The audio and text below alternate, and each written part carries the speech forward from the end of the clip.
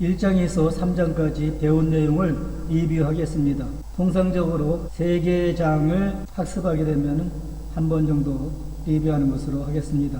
리뷰하는 내용들은 중간고사나 기말고사에 출제될 가능성이 높은 부분을 위주로 하겠습니다. 마케팅의 4가지 활동하면 창조, 의사소통, 전달 및 교환이 되겠습니다. 마케팅 미스, 포피하면 제품, 가격, 유통, 촉진이 되겠죠. 이런 것은 환경하에서 기업이 마케팅 정책을 수립하는데 필요한 요소가 되겠습니다. 마케팅 개념은 포피에서 포시로 발전해왔다. 제품은 고객 해결책, 가격은 비용, 유통은 편의성, 촉진은 전달성. 이렇게 포피가 제조자 관점이라면 포시는 소비자 관점이라고 볼 수가 있겠습니다. 마케팅의 기본 요소, 욕구, 니즈, 지각된 부족, 기본적인 만족의 결핍, 본원적 욕구가 되겠고, 필요, 원치는 욕구에 대한 구체적인 제품이나 서비스에 대한 바람, 수요는 구매력이 있는 구체적인 욕구가 되겠습니다. 욕구가 가장 범위가 크죠. 욕구는 본원적 욕구, 필요, 구체적인 욕구, 수요가 가장 범위가 작죠. 수요는 구체적 욕구와 구매력이 결합된 것이다 라고 볼 수가 있겠습니다. 매슬로 욕구 위계 모형에서는 생리적 욕구, 안정 욕구, 소속, 애정 욕구, 존경 욕구, 자아실현 욕구 이렇게 5가지가 있고 하위 욕구가 달성이 되어야 상위 욕구로 이동이 된다라고 말씀을 드렸었죠. 마케팅 개념의 발전, 생산 개념은 수요가 공급을 추구하는 것이고 생산의 효율성과 광범위한 유통망 확보에 주력해야 한다. 제품 개념은 고객들은 이상적인 제품을 원한다.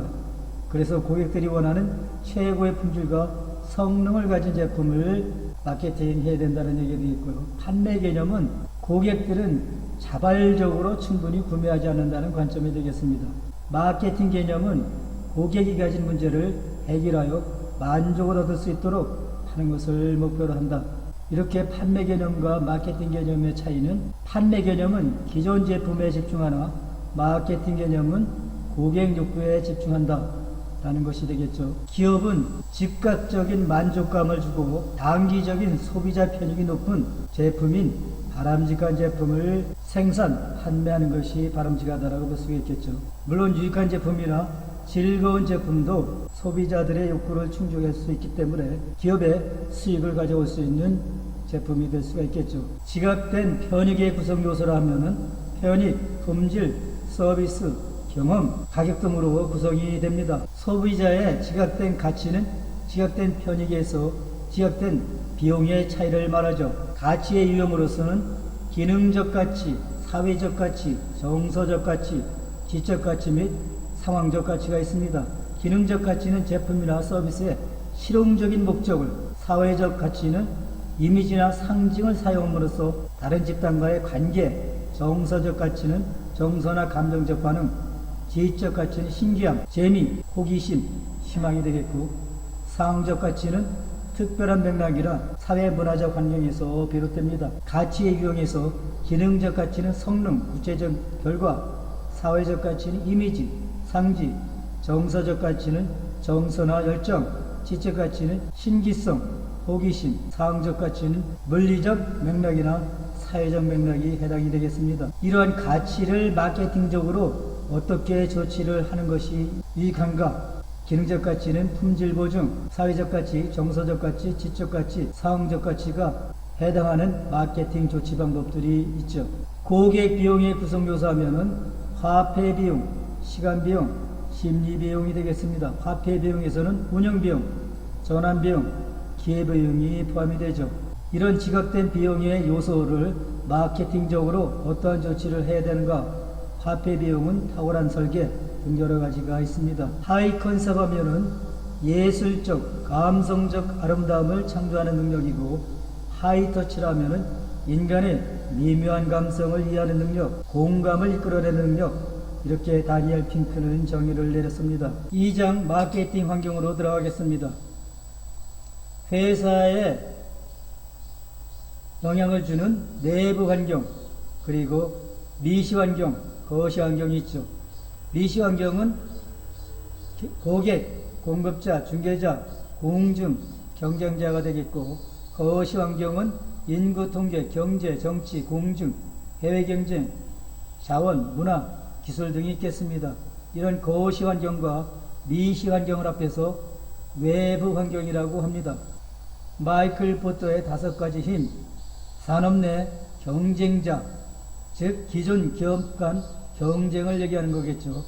신규 진입자, 구매자, 대제품, 공급자 등이 마이클 포터가 제시하는 특정 산업의 수익성과 매력도를 좌우하는 산업의 구조적 특성이 되겠습니다. 3C 분석은 고객, 경쟁자와 자사의 현재 상태를 분석하는 기법이죠.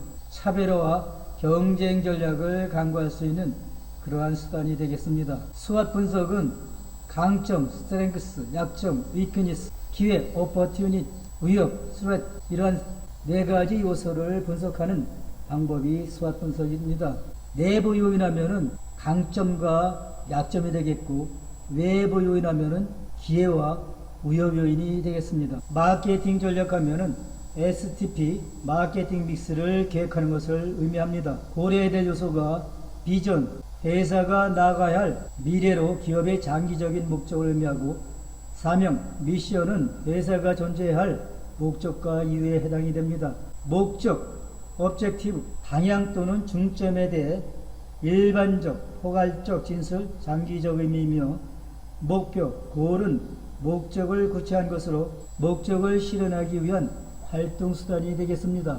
마케팅 목표는 스마트 요소가 포함이 된다. 즉, specific, measurable, achievable, realistic, timed 이런 5가지 요소를 스마트 요소라고 합니다. 전략 수준 계획은 3가지가 있는데, 기업 수준 계획은 전체로서 회사를 위한 전략 계획이고, 사업 수준 계획은 특정 사업 부분이 사명 선언문을 갖고 있고 스스로 전략 계획을 합니다.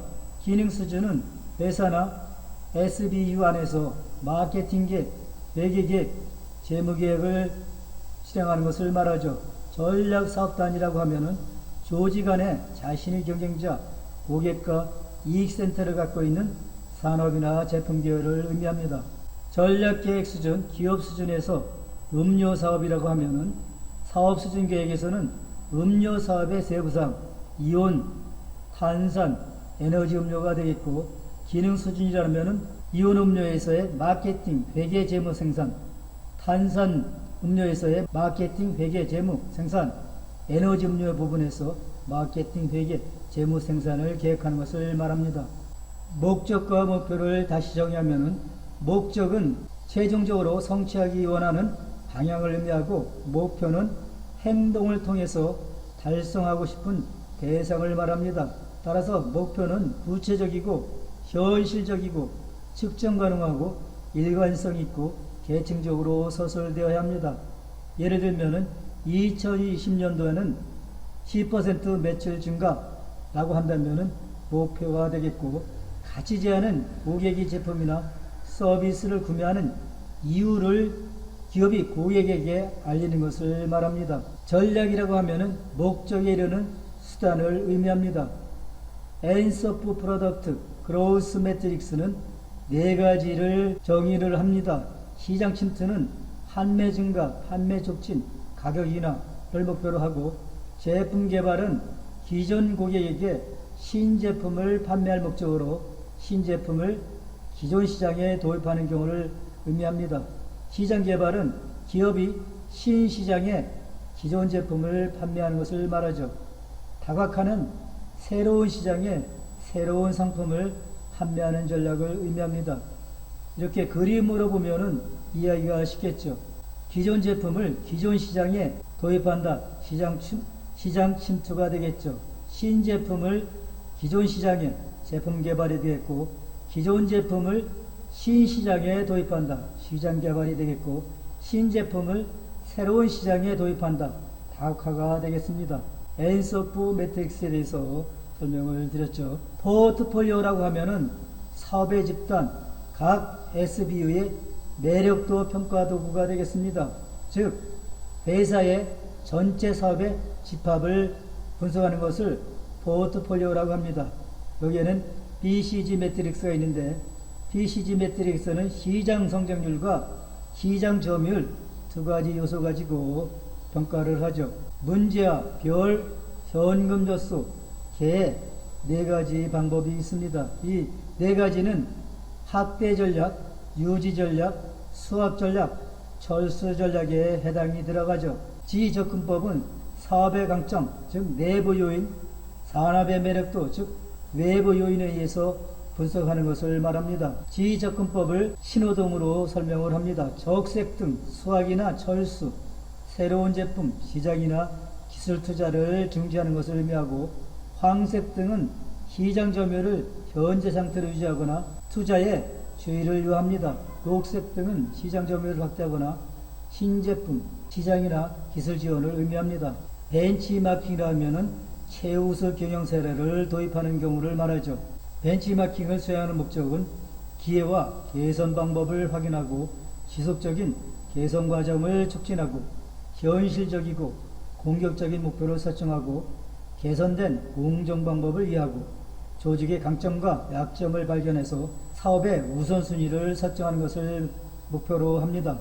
벤치마킹의 유형은 과정 벤치마킹, 성과 벤치마킹, 전략 벤치마킹이 있습니다. 벤치마킹이 없는 경우에는 고객의 요구사항에 대한 정의를 경험과 직감에 근거하고, 벤치마킹이 있는 경우는 시장 현실에 근거한다 라는 차이가 있겠죠. 3장 마케팅 조사가 되겠습니다. 마케팅 조사라고 하면은 마케팅 문제와 기회를 확인하고 마케팅 성과를 창출하는 과정이라고 볼 수가 있겠습니다. 소비자 정보를 수집, 분석, 해석, 추론과 결과를 제시하는 과정이라고도 말할 수 있겠죠. 마케팅 조사는 문제 확인 조사와 문제 해결 조사가 있습니다. 문제 확인 조사로서는 시장 조사와 고객 조사가 있고, 문제 해결 조사는 마케팅 믹스 조사가 있습니다. 물론 마케팅 믹스 조사 중에서 문제를 확인하기 위해서 조사한다면 문제 확인 조사가 될 수가 있겠고, 시장 조사에서 특정한 문제를 해결하려고 한다면 문제 해결 조사로 볼 수가 있겠죠.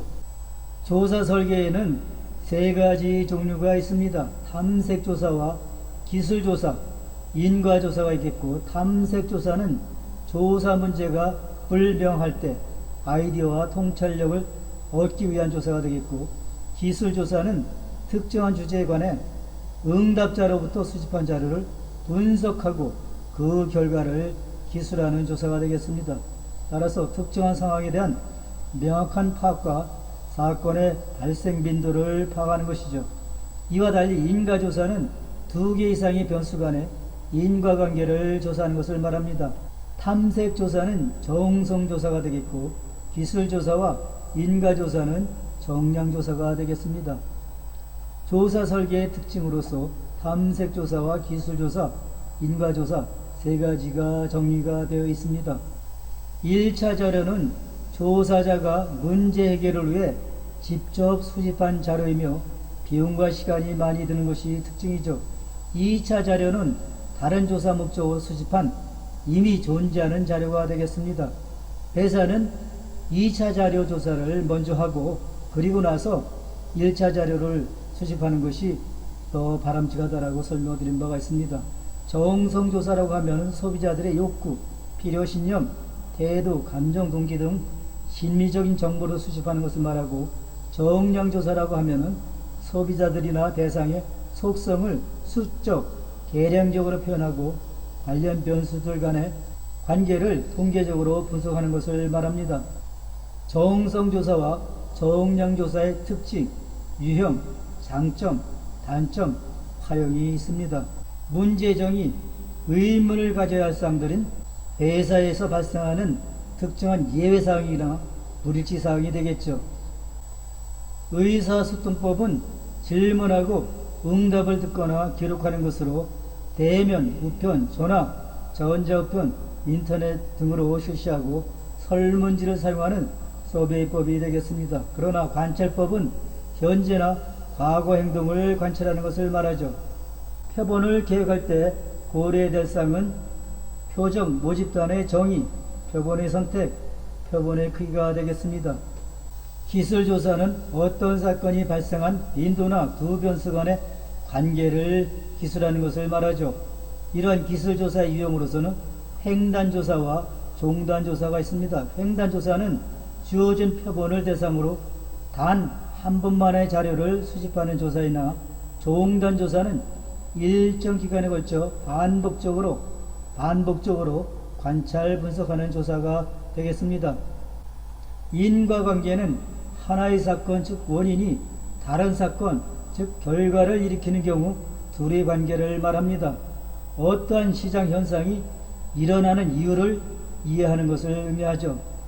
서베이법의 장점으로서는 설문지를 정확하게 계획하고 관리하는 기능, 적절한 질문의 표현 방법, 쉬운 용어로 질문한다, 애매모호한 질문을 피한다, 유도하는 질문을 삼간다, 대안을 묵시적이 아닌 명시적으로 표현한다, 응답자가 답변하기 쉬운 내용을 질문한다, 한 번에 2개 이상의 질문을 하지 않는다.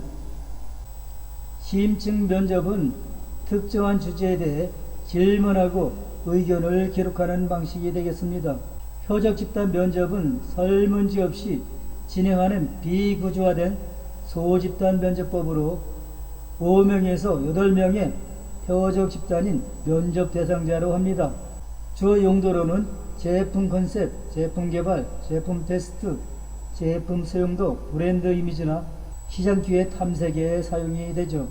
실험법은 독립 변수가 종속 변수에 어떠한 영향을 미치는가를 파악하는 것을 실험법이 되겠습니다. 이런 경우에 독립 변수를 변화시켜서 그 변화된 값이 종속 변수에 어떠한 영향을 미치는가 파악할 수가 있겠죠. 인과관계의 성격은 x가 y의 원인이다. 두 변수들 간의 관계는 확률적 관계이다. 원인 변수가 결과 변수보다 선행한다가 되겠습니다. 설문지는 자료를 수집하기 위해 계획된 하나 이상의 측정 척도를 포함하는 기억화된 질문들이 집합이죠. 설문지를 잘 작성하는 것이 중요한데, 설문지를 작성하려면 조사 문제가 무엇인가, 조사 문제를 파악하고 이 조사 문제를 질문사항으로 전환을 해야 되겠습니다. 예를 들어서 호텔, 레스토랑 이용 요인에 관한 질문입니다. 기업께서 레스토랑을 이용하고자 하실 때 다음 사항을 어느 정도 중요하게 생각하십니까? 라고 묻습니다. 이때 각 항목별로 대답을 합니다. 이렇게 1점, 2점, 3점, 4점, 5점 5개 척도로 물어봤기 때문에 5점 척도라고 합니다. 측정은 사람, 대상, 사건이나 상태의 속성을 표현하기 위해 대상의 수치를 부여하는 행위를 말하고, 척도라고 하면은 길이, 무게, 양 등을 발견하는 도구처럼 대상의 수치를 부여하는 도구를 말합니다. 즉, 예를 들면 자, 체중계, 온도계 등이 척도가 되겠죠. 분류 척도는 분류나 구별하는 것에 의미가 있는 척도를 말하는데 명목 척도와 서열 척도가 되겠고, 계량 척도는 측정의 연속체를 갖고 있는 숫자로 구성된 등간 척도나 비율 척도를 말합니다. 척도에는 4가지가 있는데, 명목 척도는 구분, 범주만 나타내는 정보를 명목 척도라고 하고, 서열 척도는 상대적인 크기, 차이를 나타내는 것을 말하고, 등간 척도는 동일한 측정 단위 간격마다 동일한 차이를 부여하는 척도를 말하고, 비율 척도는 명목, 서열, 등간 척도의 모든 특성을 포함하고 있는 척도를 말합니다.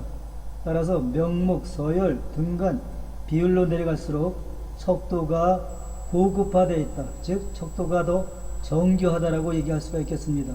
명목 척도의 예로서는 주민등록번호, 제품 모델 번호, 성별이 되어 있고, 서열 척도에는 희순서, 브랜드 선호 순서, 등간 척도에는 온도, 브랜드 태도나 관여도, 비율 척도는 길이, 무게 등이 되겠고, 매출액, 가격, 시장 점유율은 마케팅계가 되겠습니다. 표본 추출은 모집단에서 일부 대상을 뽑는 것을 표본 추출이라고 하고, 뽑힌 것을 표본이라고 하죠. 이 표본을 통해 값을 구하는데 그 값이 통계치이고 이 표본의 값인 통계치를 통해서 모수를 추정하게 됩니다. 이때 표본 오차가 발생하는 것이죠. 표본 추출 방법에는 확률 표본 추출과 비확률 표본 추출이 있습니다. 확률 표본 추출 방법은 단순 무작위, 체계적, 층화, 군지 표본 추출이 있고 비확률 표본 추출은 편의, 판단, 할당, 눈덩이 표본 추출 방법이 있습니다. 확률 표본 추출은 표본의 모집단 대표성이 높으나 비확률 표본 추출은 낮은 것이죠. 또한 표본 추출 오류 계산이 확률 표본 추출에서는 가능하지만 비확률 표본 추출에서는 불가능합니다. 단순 무작위 표본 추출은 무작위로 표본을 추출하는 것을 말하고 체계적 표본 추출은 특정한 간격마다 표본을 추출하는 것을 말합니다. 편의 표본 추출은 조사자가 응답자를 편리한 방법으로 선택하는 것을 말하고 판단 표본 추출은 조사자의 신념에 따라서 응답자를 선택하는 경우를 말하겠습니다. 즉 가장 조사에 적합하다고 생각하는 사람을 선택하는 경우가 되겠죠. 오류에는 표본 추출 오류와 비표본 추출 오류가 있습니다.